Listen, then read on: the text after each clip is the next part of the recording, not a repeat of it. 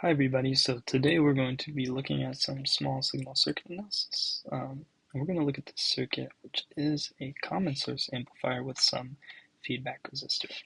So we can see this is different than our normal common source amplifier, which I'll draw here with some external load. So this will be our out, this will be in. So we can see it's different because we have some feedback resistor here, and this provides a path of finite impedance from our input to our output.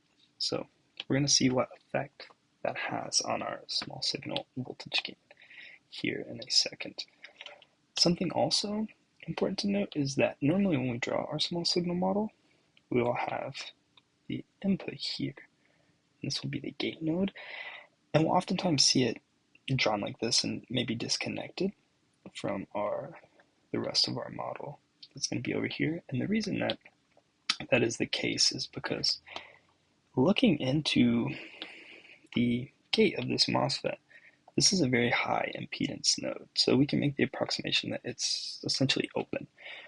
That is, no current is going to flow from our input to anywhere else in this configuration that we have, this amplifier configuration. However, now that we have this RF, we have provided a path, like I was saying earlier, that we can have some input and some output here, and there's going to be some current that flows.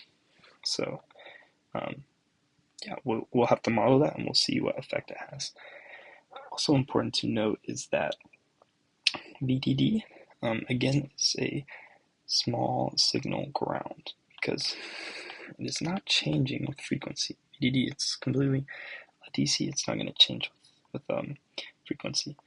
Also, if we include channel length modulation, so let's say we say lambda does not equal 0, this just means that we know we're going to have some intrinsic output impedance across the terminals of the MOSFET. So from the source here to the drain, there's going to be some RO.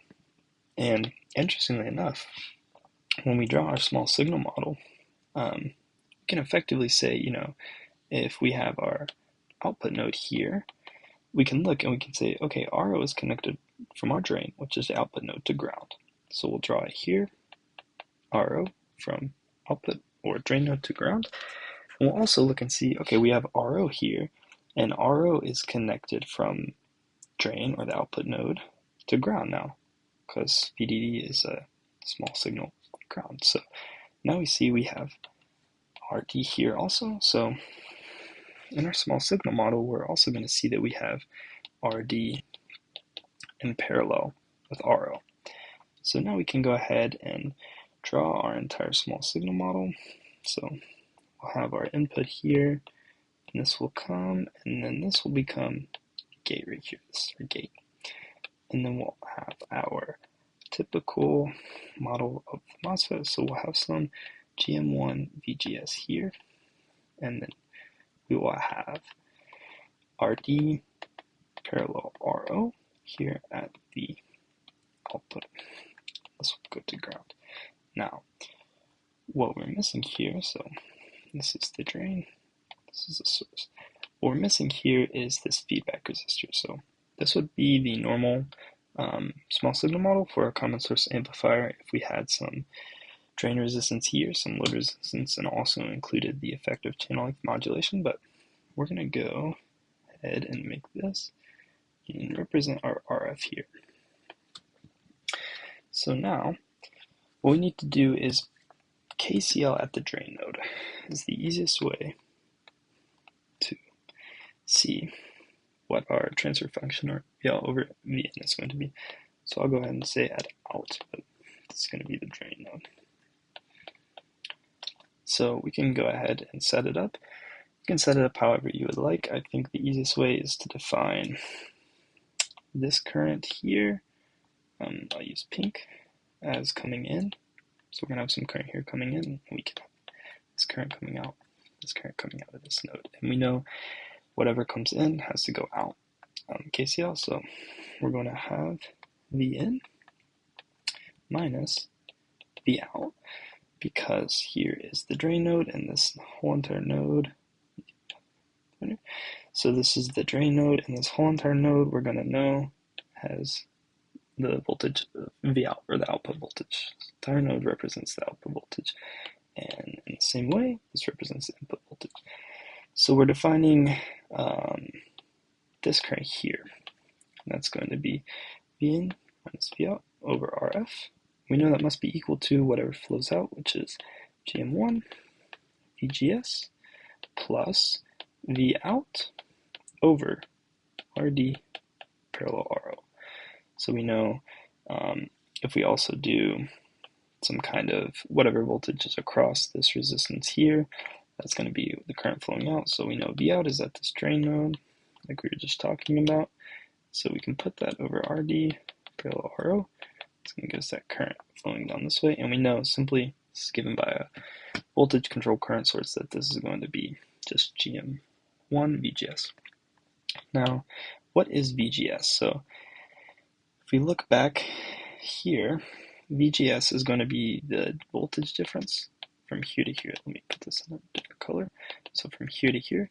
So this is just simply going to be Vn, because at the gate node here we have N, and at the source node here we have ground. So it's just going to be Vn minus ground, which is going to be just Vn. So we can rewrite this. Vn minus V out over RF equals GM1 Vn plus V out over RD parallel RO.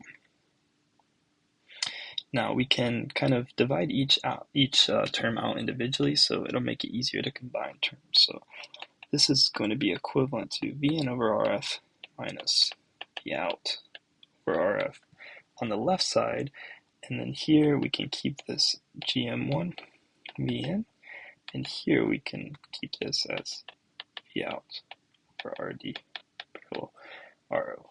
So now we kind of have everything with its respective term.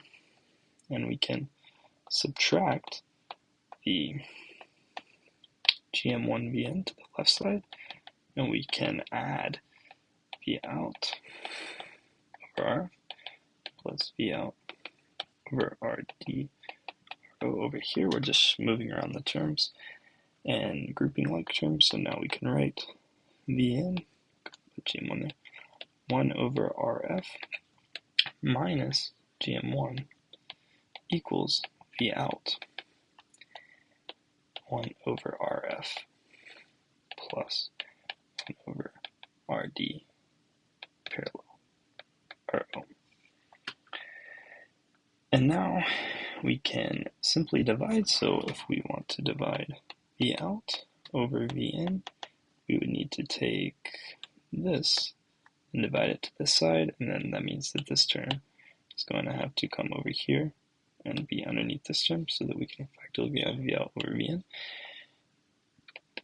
And so we're going to have 1 over RF minus GM1 over 1 over RF plus 1 over RD parallel RO. And now this looks a little ugly, but this will be our transfer function.